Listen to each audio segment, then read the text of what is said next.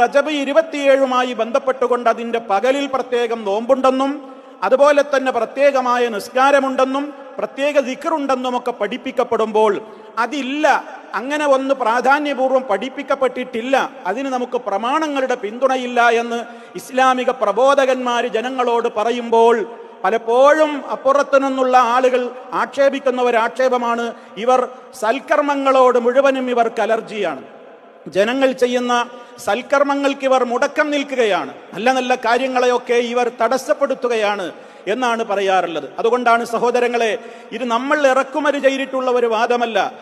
ഇസ്ലാമികമായ പ്രമാണങ്ങളെ കുറിച്ച് വളരെ കൃത്യമായി പഠിച്ചറിഞ്ഞ ആളുകൾ തന്നെ അവരല്ലേ പറഞ്ഞത് ഈ വിഷയത്തിൽ ഒരൊറ്റ സഹിഹായ ഹദീസും വന്നിട്ടില്ല എന്ന്. സഹോദരങ്ങളെ, നോമ്പല്ലേ എന്നൊന്നും പറഞ്ഞിട്ട് കാര്യമില്ല.